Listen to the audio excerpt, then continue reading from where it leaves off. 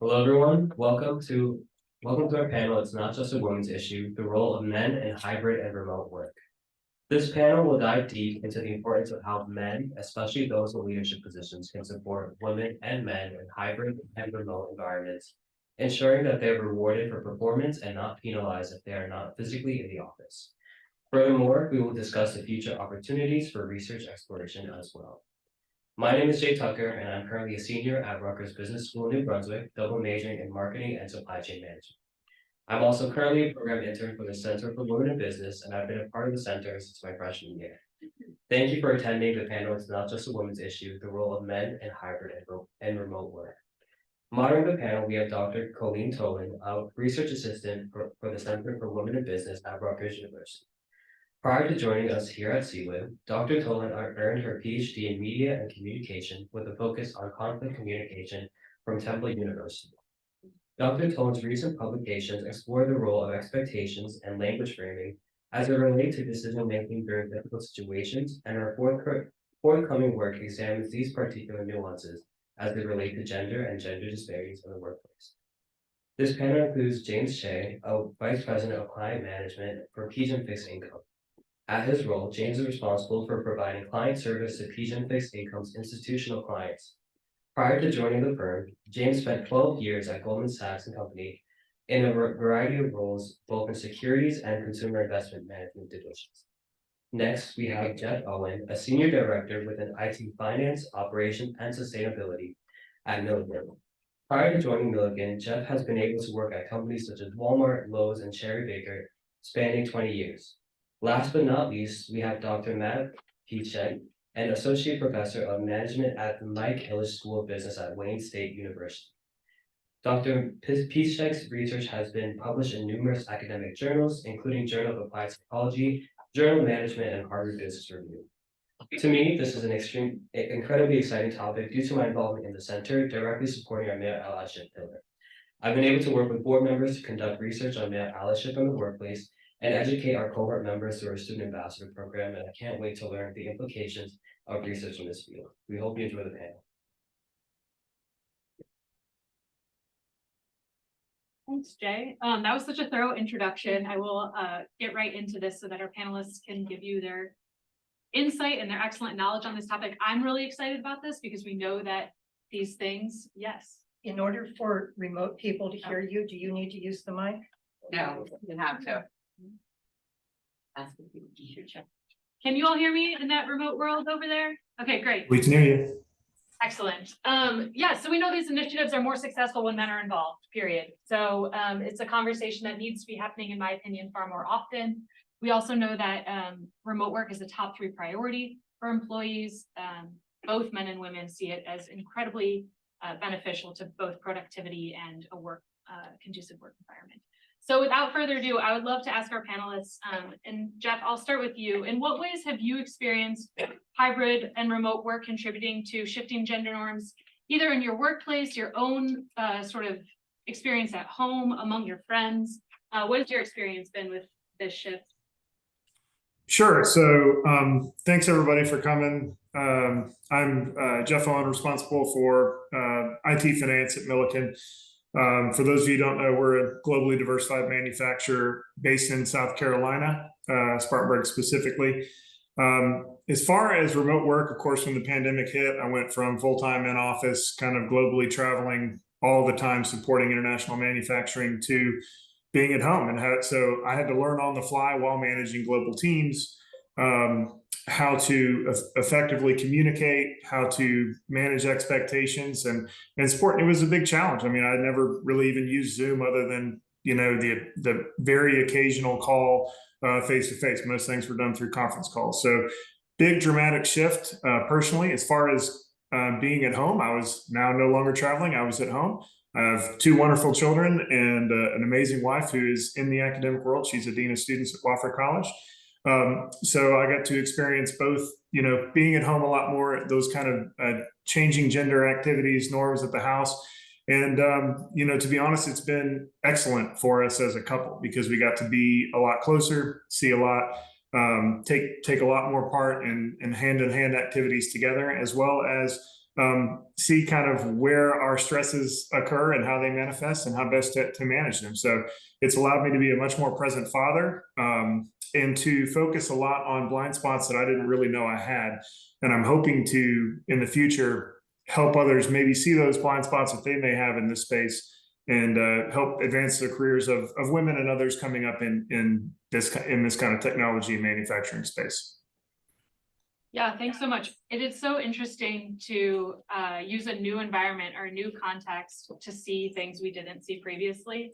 And I know we talked a little bit about how working remotely is not new, but maybe a post-COVID landscape where folks who wouldn't have considered it are now considering it is quite new. And I know, Matt, some of your work predates COVID and looking at hybrid and remote work. Can you talk to us a little bit about that and how you've seen things shift? Yeah. So yeah, I'm Matt Piszczek. I'm at Wayne State University in Detroit. Thanks for having me here. So yeah, a lot of my work relates to, I would say, boundary control. I have some work on commuting and that sort of thing. So it's not always in the context of remote work. But I think a lot of it has direct applications to a remote work context. And particularly during COVID, what we see, is the incredible blurring of boundaries between work and home. And while Jeff was talking and sharing his personal experience, that was just making me think of that kind of issue and how that affected me. So, I don't have kids. My wife works. She travels extensively for work. In fact, she's in New Jersey right now while I'm here in Detroit. But I think one of the challenges with the blurring of boundaries is it allows you to keep working, and do nothing else. So that was a challenge for me during COVID, right? I don't have a lot of I don't have any caregiving demands. So and my wife would be gone. So I would just be working and working and working and working. And I had to learn to set those boundaries for myself. And I think during COVID, that was a lesson for me, right? So now I have those boundaries, but it was a process. And I don't think that was as clear from the research before, just because remote work wasn't quite so common before. I mean, of course, it existed. It's been around for a long, long time, but it wasn't so ubiquitous, I guess. So yeah, I think we're learning a lot more about the effects of boundary blurring and how caregiving demands affect the way that people manage those boundaries. And without getting too far ahead of ourselves, how gendered that boundary management can be based on the gender nature of caregiving demands. So I don't know if that actually answers your question or not, but I'm prone to rambling. It does, and I like it because it's sort of leading us down the path here. But before we get too far ahead, yeah, James, I'd love to hear your experience. And we talked a little bit, I won't give it away, but we talked a little bit about, some of these gender norms shifting even at home for you. Yeah, so my name is James Chae. I work in PGIM. For those that don't know, that's an asset management company that is the umbrella company of Prudential. I've been in finance almost my entire career. So the work-home balance, I never thought would be something possible. So as an analyst, I was at my desk by 6:30, which meant that I had to leave my house by 5:30 and be home sometime around 7. After the birth of my first daughter, I never saw her basically throughout a lot of her early years. My second daughter, I saw her a little bit more because as I was promoted, it gave me a little bit more flexibility. My third daughter came along and, boom, pandemic hit, right? So it kind of shifted the dynamics completely. I moved to my present company actually in February of 2020 for more work-life balance. Not only was it based in New Jersey to trim my commute time, which one of the panelists was mentioning, the commute time, it was just going into New York City was an hour and a half each way. So it took away from a lot of the things that I thought I could be more productive with. But I was in my new role at my new firm for 3 weeks before the pandemic hit. And they're like, okay, you go home now. And we were all trying to understand what this new dynamic was going to be like for all of us. So it really caused my family to rethink what does work life mean, and to what Matt was talking about drawing these new boundaries at work and home. So my world shifted completely in this, but we're still working through a lot of it now. At the firm, we're still working through a lot of it now in terms of what does this new hybrid dynamic look like. And personally myself, as my kids are getting older and my needs, my wife's needs and their needs are changing, we're constantly shifting what that looks like between work life and home. Because now as a preteen, I have this other dynamic of her friends and her time that she wants with her friends as well. So trying to figure all of that out within my own schedule has been fun and challenging at the same time. Yeah, absolutely. It's interesting to hear sort of this through thread of boundary control and thinking about the ways in which you're separating work from home life. And Matt, I'm just interested, you said you've had your own experience with this recently, but I know your work covers this extensively. What are some best practices that you've found for not just boundary control personally, but also to contribute to gender equity specifically? Yeah, that's a tough question. I think from a leadership perspective, it's important to establish that you need boundaries. And I think the expectation can be sometimes that, you know, because people have flexibility working remotely, that their availability also needs to be very high. So some of my research with Ellen Kosick, who was, you know, a speaker in the last panel, you know, we've done a big survey of faculty across the country, and one of the themes that we've seen is that during COVID, when everyone was working remotely, there was a small contingent of men that kind of just expected everybody to be available all the time because you're working remotely. Of course you're available, you know, put everything else to the side. We're in a demanding occupation. You know, we expect people to be putting work first. And obviously that, I mean, it's interesting. We didn't really see any women with that perspective, and maybe about 20% of men seem to fall into that category, which is a little alarming because that's a pretty high proportion of men that seem to feel that way. So that's really concerning to me. But I think by establishing the need for boundary control, or for setting boundaries, I should say, more so than boundary control specifically, the need for setting boundaries can help mitigate some of that, because it helps establish that boundary setting as a norm within the workplace, to push back against this idea of everyone needing to be an ideal worker. And one for best practices, I think from the research, there's a concept called family supportive supervisor behaviors. That's Leslie Hammer's research, and Ellen was involved in that too. I think there are a few practices in there that are really important. And one of the most important, I think, is basically, as a leader, role modeling boundary setting yourself, so that people know it's okay to not work at 9 p.m., to not be expected to be in a meeting at 7:30, to be able to use the flexibility that you have access to.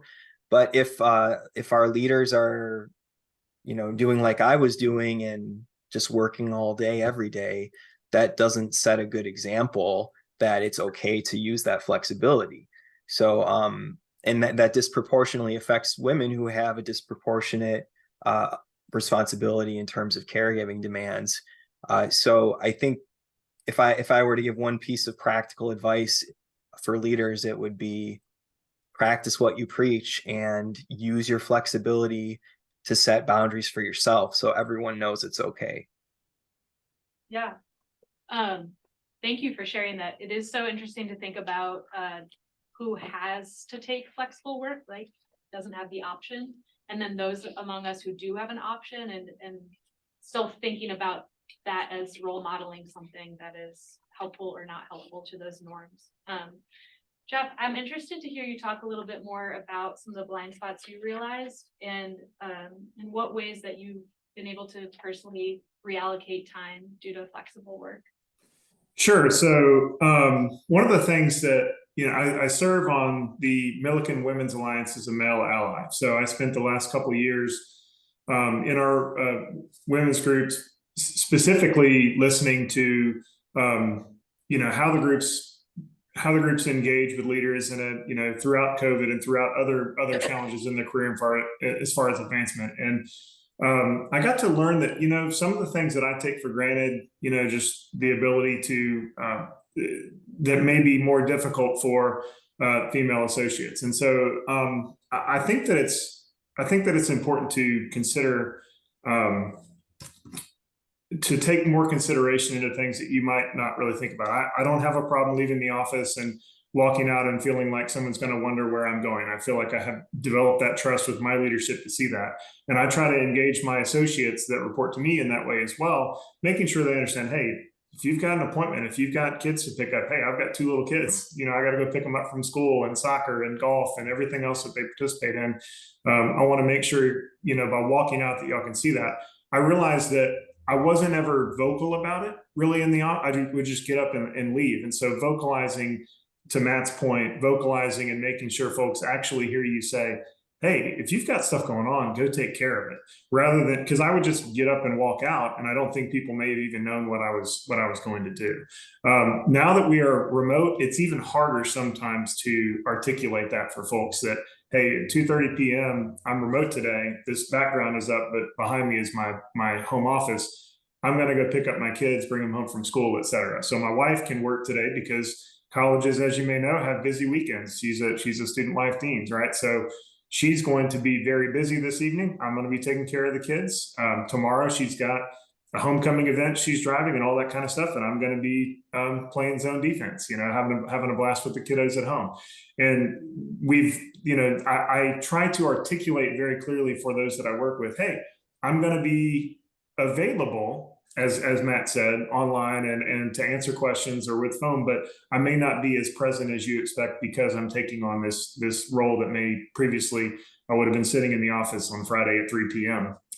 Instead. So life has changed, but I would argue it's changed in a good way, and we've been able to see that, hey, who picked up those kids and where did they go and how did they get home? I mean, I was aware of how that was happening, but I wasn't taking as active a role.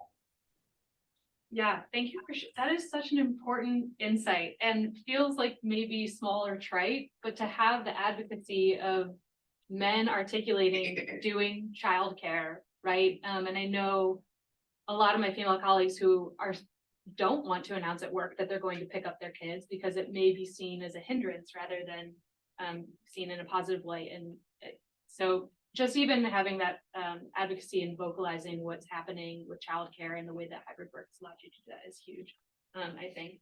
I have one more question I want to ask, and then we'll go to Q&A from the panel. But I'm interested from like a corporate side, if you've been able to bring some of this back to leadership or talk about advocacy for hybrid and remote work from a leadership standpoint. No, absolutely. So, a couple of things, practical examples, and one very recent one about being a role model for others in our group. So Halloween was this past weekend. James, So, can you talk? I think the remote folks are having. oh yeah, so Halloween was this past weekend, and my kids had their annual parade at their school at 9:30. And Tuesday is also one of our work-in days where we are responsible to come into the office. And then at 4 o'clock, we had our big neighborhood Halloween parade. So a lot of people were like, hey, why don't you just take the day off and just work from home? I'm like, no, because there's some meetings that I need to attend to, but also I want to make sure that I'm there for my kids, right? So I actually came into the office at 10:30 and left at 3:30. And people were like, oh, why'd you do that? I wanted to make sure that people understood that it's okay to take that time to spend the time with your kids and then go home early to spend the time with kids, as long as the outcome and the work that I was producing while I was in the office was completed, right? And, going back to the boundaries things, one of the things I kind of had to do as well, wake up a little bit earlier to address some emails early in the morning, right? To make sure that all of that was done before I left with the kids. And I always give credit to Lisa because I love the signature of her email. I don't know if you guys have ever emailed her, but she said, hey, I know that this email, I'm sending this at a time that's convenient for me, may not be convenient for you. Respond when you are, good, when it's good for you. And I always try to implement that to the people that I work with at the office as well, right? So when they see an email from me at 6 a.m., it's because that time works best for me, right? I'm an early morning riser, right? And I can get to a lot of work early in the morning. That way that I can have breakfast with my kids. And then I'll respond to emails at 9:30 at night after they go to bed, because I can have dinner with them, right? And respond that way as well. That's something that culturally is shifting at our company. And we want to make sure that our leadership acknowledges there's no one hybrid formula that works for everybody. And we need to be respectful and give the true flexibility of work-life arrangements for each individual need. Our company was known for flexibility, and COVID kind of neutralized that across the asset management industry because everybody went home.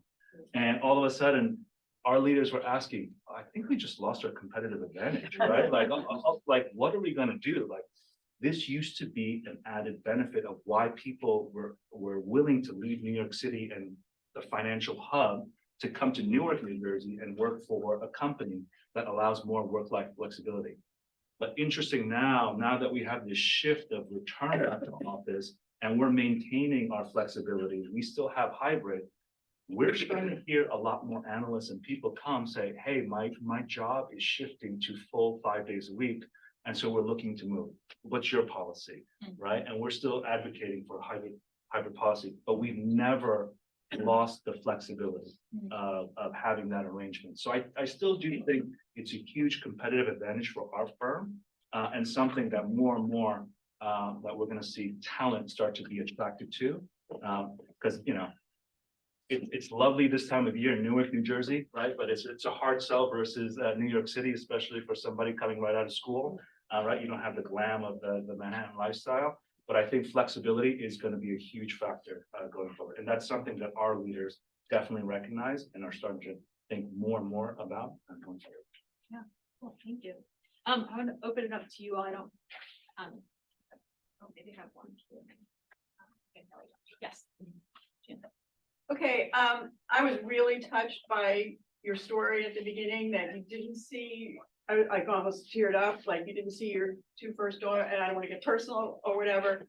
But I think the fact that men can share time with their daughters, like my son spends time, he's the caretaker for my granddaughter, is like going to have a profound effect for generations to come on how women see men and the role of men and women. So I thought, I don't know if there's anything you want to share further about those perceptions. The only thing I'll say, well, one, thank you.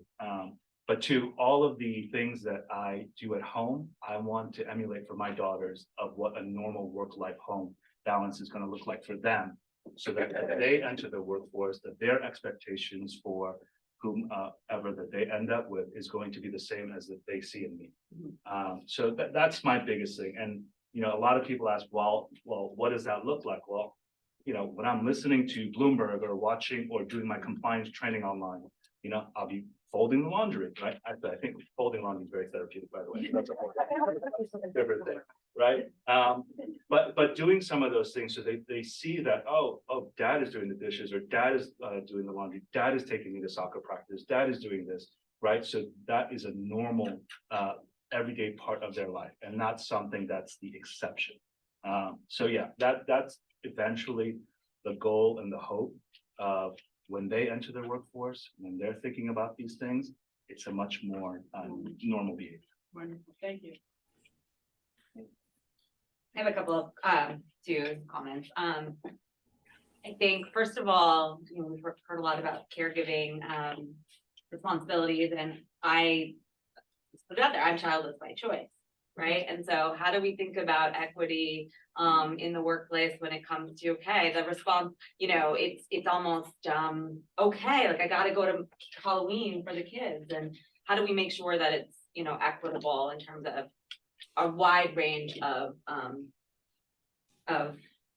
lifestyles, I guess, number one. And then number two, obviously role modeling. We're hearing a lot about role modeling, which is fantastic, and we need. I think I'd love to hear from Jeff and James about, I work at Moody's, I'm in industry. So, what about like structures in your company? Like, how are you, like, ensuring that, you know, from an allyship perspective, you know, recognizing and promoting women's, you know, work products and, you know, just like, what does that look like at kind of the highest levels in your organization?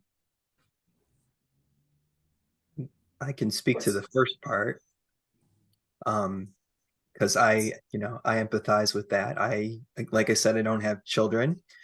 And I think it's, you know, people understand when you say like, oh, I have to go take my kids to the doctors or something like that.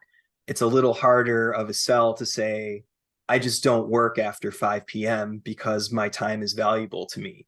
But that is what I do. You know, I tell people I don't work on the weekends unless it's extremely urgent. I don't answer emails in the evening. Sometimes I do if I feel like it, but you know, it's never a guarantee. My students know that. So I think you can role model that kind of boundary setting, whether it's for, you know, care demands or just for the sake of setting boundaries for, you know, psychological work recovery time.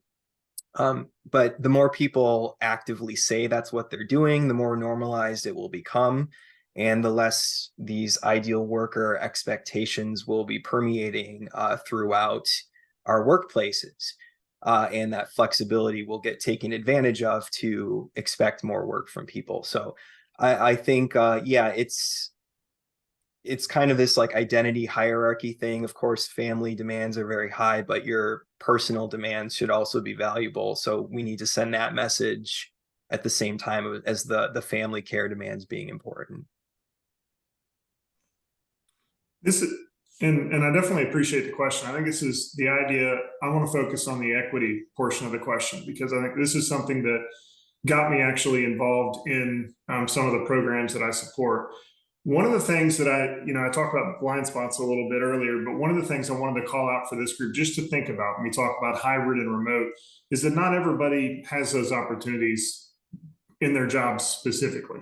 I'm here representing a company where 7,000 associates today are on factory floors. They're making the things that you're sitting on and screens you're looking through and the products you use every day. And I'm calling that out because they don't have a remote option and their flexibility is somewhat limited by the nature of their activity. And so, you know, maybe it's the Southern company side of things, but when I think about equity, I want to make sure that we realize that we are very fortunate to live and exist and have the kind of roles where we're able to have discussions like we're having. I'm talking to a group of academics and leaders from all over the world online, face to face, whereas we've got associates who are having to commute in. They spend 12 hours on a floor, three shifts a week, and then it's difficult to be with family. I call this out because when we look at equity, we always got to remember everybody on the team, not just highest level management where their thoughts are coming from, and not just your hourly folks. You got to think all the way through the organization. What can we do to make things more equitable? Can we be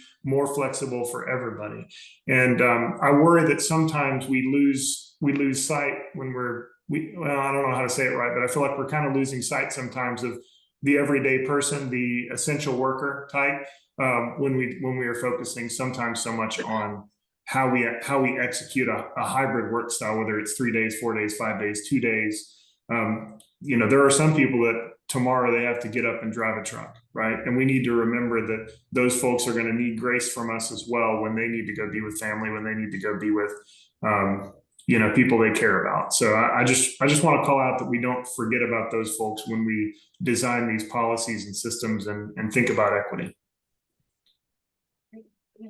A quick follow-up to that comment. Just curious, what are you doing to provide more flexibility for those that can't take advantage of the hybrid environment? Yeah, so this was a big issue for our company during COVID, right? Because we were, as a provider to many programs, we were considered an essential business. We have a healthcare unit that prepares bandages, things like that. So PPE is a significant portion of what we do as a company. So we had to keep our facilities open while the rest of the world was shut down. So we had to put into place a lot of practices where people could come and go because our schools were shut down. So when schools shut down, how do these parents who work in the factory who normally had dropped off their kids on school, how do they take care of their kids? So we had to put in, team commuting efforts and lots of transportation for folks who lost their transportation as a result. Those kind of activities where we really had to listen to our associates. What are your needs? How can we support you? Where can we be to meet you where you need, to be successful in your role? How can we support you outside of what was classically the way we support people is with, pay, benefits, and training. Well, now it was pay, benefits, training, childcare, transportation, even mental and healthcare facilities to help people deal with some of the changes that they were experiencing. So that, I think, for us was a challenge outside of, as was mentioned earlier, hey, everybody went home. Well, not everybody went home for our company, right? Only a portion went home. And so dealing with that, how people were living alternate realities. One person was working from home, myself in finance, and then I was supporting a team that was always going to be present. So that was a significant challenge for hybrid, that some of our folks were going to be on site no matter what, and we had to support them. The only thing that I'll add, I think it's really important to make sure that your perspective is heard and acknowledged when we're having all of these discussions, right? Because a lot of this is been talking about family. But those that don't have family, their personal time is equally as important. So I think it is leadership's job to make sure that we're getting the input from across the spectrum, and the right people are listening and making sure that those voices are being funneled up from people all the way up. So it takes a lot, but I think as long as you have that platform where you're making that heard, that's the right thing to do. So one question that I'm curious about is, we think of a post-COVID world as like a new landscape. I think about it as like we get entrenched in these ways of doing things, maybe like a sled going down a hill, and then we got like a fresh coat of snow, and we have the opportunity to make new pathways. And I'm interested what you all think should not be missed. Like, what does this new landscape provide us that maybe we otherwise wouldn't have looked at or wouldn't have had the flexibility to do, that you really want to make sure workplaces and individuals take advantage of to promote gender equity? And I will start with Matt. Sure. Infrastructure, like we figured it all out more or less, right? So to be able to work remotely, everyone that can work remotely. So now that that's in place, we don't want to lose it and go back to the way things were, I guess, where everyone's just in the office all the time. I am a little concerned by all these return to work pushes, because the other thing we have that we didn't have before is evidence that people can effectively work from home, and that these flexibility issues can be resolved in pretty effective ways. So I think we need to keep that in mind, that, it may be a little bit more difficult logistically in some cases, but the outcomes are better for both the employees and for the organizations in most cases. So yeah, I'm worried we might lose some of what we gain just for the sake of going back to the way things were.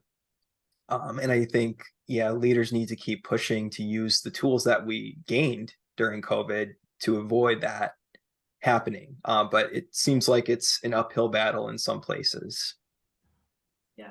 So taking advantage of the infrastructure and remembering the data that says that we can do this, and there's effective ways to do it. It works. Yeah. So everyone's better off. So we should take advantage. Yeah. And James, what do you think? What can we not miss? Where do we go from here? I think the two key things are, we need to continue to challenge a norm that, it's not returning to something. We're not returning to office. It is a new dynamic in the workplace. And I think once we get out of that mindset that it's not a return to old ways, we need to be innovative and think about how we can work in this new paradigm. Then people will really be able to kind of unleash their creativity and be like, oh, you know what? Maybe this is a different way that we can have team meetings or one-on-one or mentoring or sponsorship or whatever it is. So I think we need to just continually challenge the norm, challenge this return to X that people are doing at the workplace, and be innovative in terms of what that new workplace is going to look like. Yeah. It's like such a right time for innovation and creativity in my opinion. Jeff, what do you think can't be missed? Yeah, I agree with both of the panelists. They're stated so far in infrastructure, and then keeping an eye on things. But I'm a little bit concerned about it was mentioned earlier, but the idea that people would take less pay to be remote. Because in a cost-cutting world, or in a tightly managed expense world, or a recessionary environment potentially, and this is just live thinking, right? I haven't really put this thought together, but a company could be motivated actually to go remote for the wrong reasons, and that's something I would want to watch out for. Like, you might want to go remote to save costs or close your building or what. And we're not doing that at our company, but I've heard that mentioned, and I was thinking to myself, I was like, well, what if that's a really bad long-term strategy, for developing people? And I don't have any data to support it. I'm just thinking through the problem. But as a watch out, that actually kind of concerns me, is that if somebody's willing to pay less or take less for that type of job, that means that a business could be actually motivated or incentivized to operate that way. And it might not be the best thing for the associate, for the local economy. For example, if you're from a smaller area where a business drives a lot of the economy, to have companies leaving effectively because they go remote. So it's just something to be mindful of. It's a watch out, because I don't know the data yet. Well, I want to add to that real quick if I can. Employees know when the reason for the flexibility is something that's meant to benefit them, or something to save money or whatever, and they will respond accordingly. So there is data on that, and employees will not feel comfortable taking advantage of the flexibility. They will still feel that pressure, those ideal worker expectations, if they don't think the flexibility they have is because the company cares about them having flexibility. So I think that is a huge potential issue coming up in the future. So that was a great comment. Yeah, keeping in mind why we're going hybrid or remote. That's right. Making sure that it's doing it for the right reasons, not just because. In the case of COVID, we did it kind of as a matter of action to keep the world running, and but now, as companies are moving towards this either hybrid remote work, are we doing it because we want to give associates a better benefit structure, more flexibility to be like, I love hanging out with my daughter and picking her up and taking her. Is that why we're doing it? Or is it, well, we could pay Jeff 10% less if we send him remote and close the office and reduce our capital spend. And that dichotomy is kind of interesting to think about. Yeah, so one last question here that's a hope for the future is that companies go to hybrid and remote for the right reasons. What's another hope that you have for the future of work? Yeah, throwing it back to you. So my daughter is 7. She is, an outstanding reader and just a super leader in her friend group. And my hope is that by the time she is in her mid-career, she's no longer worried about, am I being seen as a female leader, more that she's just seen as a leader, and that we've kind of gotten to the point where it's like, I'm bald. Nobody cares that I'm bald, right? So nobody cared. Nobody would even notice. They'd just say, damn, she's a good leader and an asset to this company, not because she's a woman, but indifferent of it in the sort of, in the way that people are indifferent about me not having hair, right? And I think that would be an outcome where she is valued on her skills and character much more so than attributes that she might not be able to control. And that's, for me, that's a hope. That's like a 25-year hope, is that we are doing the work today to make a world where that's possible for her. Yeah, I love that hope, and I hope it as well. Matt, what's the hope for the future of work for you? It would be that flexibility is the norm and treated as such rather than treated as an entitlement, that becomes a reward for people who already are good workers rather than people who need it to be a good worker. And that will, I think, level the playing field a lot if that could happen, to put it briefly. Yeah, absolutely. James? Yeah, a lot similar to Matt. that when my 3 girls enter the workforce, that they're entering a different kind of workforce, and that the merits of their work would be measured by their outcome and nothing else, right, of the work that they produce. I think that for me is why I want to advocate for a lot of the things that are being done here. But the last thing I'll mention is you have to have the right advocates in place to make sure that the voices are being amplified. It's not just somebody that's checking the box. So again, just challenging the norm and making sure that we're doing the right things and spending the time and resources in the right areas to make sure that this carries forward. Will you join me in thanking our panelists? You're from so many different backgrounds on such an important topic, so thank you so much. We have a couple extra minutes if there's any questions. Yeah. I have a question about the experience of the panelists themselves and or their colleagues, because there has been so much attention on the potential career costs for women who are choosing hybrid or remote work, on the assumption that because they're not there in person, interacting in person, that somehow they won't be remembered or their contributions won't be valued, etc. So I'm wondering if for men who are working hybrid or remote, whether they are conscious of that issue and doing specific kinds of things to make sure that they stay in the promotion pipeline, and that they are recognized, engaged, and so on. And is that different than the way women do it or should do it, or how it might be responded to? Yeah, absolutely. So there's this issue of visibility when we go to remote, and that women are maybe hyper conscious of how am I Well, being. there's the claim of that. Okay. And so that's one thing Yeah. that I want to put on the table. Okay, so is that also a thought for you all, of being visible at work when you're in a remote setting? For me, it is. I think we have to be intentional and making sure that, as I was mentioning before, all perspectives are being considered, right? So when people are sitting in the room discussing promotion cycles, what are some of the inputs? Who are the people that are being considered? And just like I was saying before, who are the key decision makers that are making the decisions of whether or not to promote? And do they have all of the considerations that they should be thinking about?